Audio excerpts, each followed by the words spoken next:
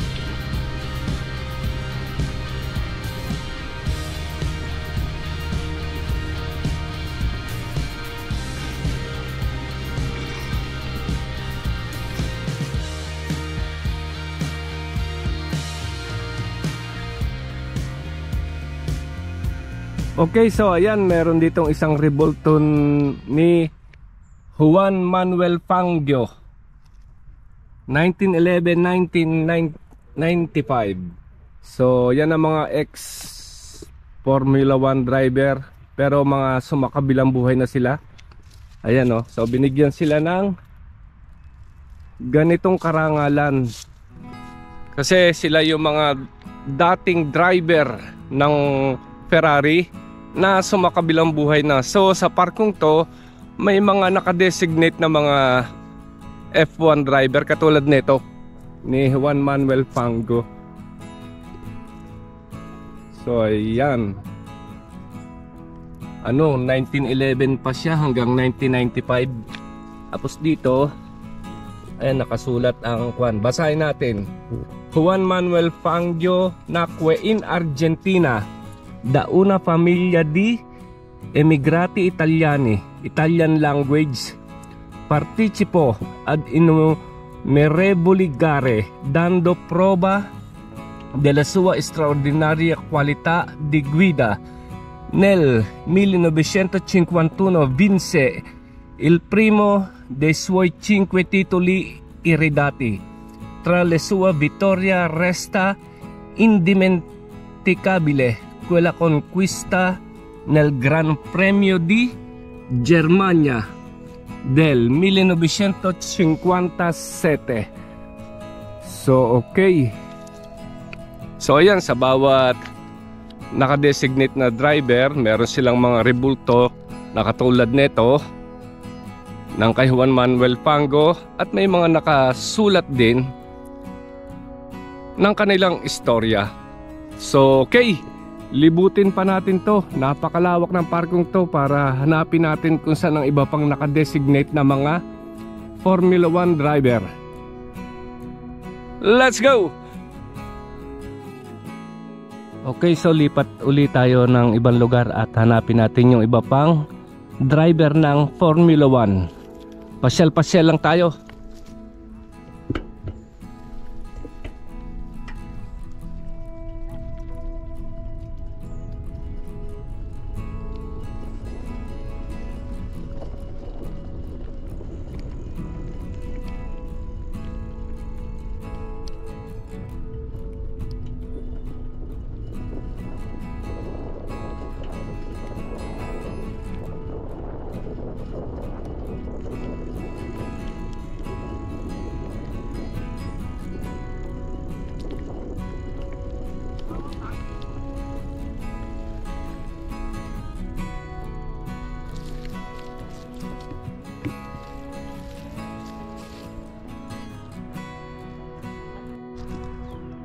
Okay, so ayan, meron namang isa dito. Ito naman si Gilles Villeneuve. Ayan, Gilles Villeneuve, pilota automobilistico 1950 1982. So may nakasulat din dito. Ayan o. Gilles Villeneuve è stato tra i più audaci e combattivi piloti della Formula 1. Impossibile dimenticare il suo stile di guida. Ancora oggi è vivo il ricordo delle sue prodezze che tanto appassionarono Enzo Ferrari. Tra il 1977 e il 1982 realizzò la sua carriera raccogliendo l'ammirazione e la stima di milioni di persone. So okay, ito siya, si Gilles Villeneuve. So isa to sa magaling na driver ng Ferrari sa Formula 1, si Gilles Villeneuve. Siguro yung mga mahilig sa sa Formula 1, ito hindi to makakalimutan. Okay, punta pa tayo sa ibang Revolto dito ng mga ex-Formula 1 driver nung kanilang kapanahunan at nung sila'y nabubuhay. Ito nga, ginawan siya ng Revolto, Gilles Villeneuve. Punta pa tayo dun sa iba, let's go! Okay, punta pa ulit tayo doon sa ibang mga rebulto. Okay, tara, punta tayo.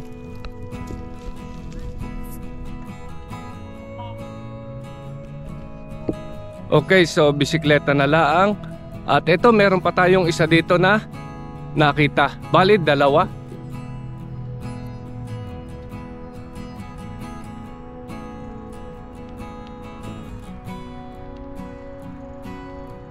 Ito, dito meron pang isa. Tignan natin to. Ayan. Isinandal ko lang sandali yung bisikleta ko dito sa tabi ng puno. Kasi, ito lang siya. Malapit. Ito. Mukhang may edad na to ah. Ah, hindi. Ito siya si Vittorio Stanguellini Costrutore. Ah, hindi to driver. Ano to? Siya nag-construct. Costrutore. Si Vittorio Stanguellini. 1910, 1981. 1910, 1981. So, Costrutore to. Ayan siya, ang kanya rebulto. At mukhang walang inilagay ditong sulat. Hindi katulad nung ibang ibang Formula 1 driver, merong nakasulat. So, okay, sa tabihan naman dito, punta tayo. Lapit lang kasi eh. May isa pa dito. Ayan, nilakad ko na lang. Ito naman siya. Medyo napingas na tong ilong. Nagka-damage kasi may mga walang paggalang yata. Pero ito siya. Siya si Taccio Nuvolari, pilota automobilistico 1892-1953, 1892 to 1953. So okay, siya si Taccio Nuvolari. At dito may nakasulat kasi pag mga driver may mga nakasulat. Ayan, Taccio Nuvolari, Cominciò in Sella alle moto vincendo il campionato italiano nel 1924 e 1926, passato poi alle auto gareggio con successo fino ai 1950, vincendo ogni tipo di corsa con una capacità di guida e un'audacia tali da farlo diventerà leggendario e meritargli il soprannome Campionissimo. So okay, siya si Taccio Nuvolari. So ayan, medyo may napuntahan na tayong mga driver na mga sumakabilang buhay na to, mga driver na to.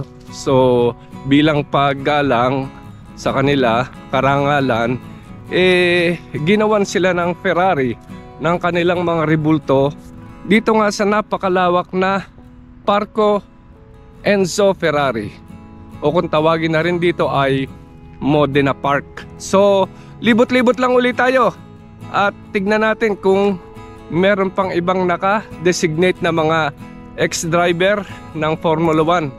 So kung mahilig ka sa video na to, subscribe ka na, like mo na rin ang button at puntahan pa natin yung ibang mga ex-Formula 1 driver. Let's go!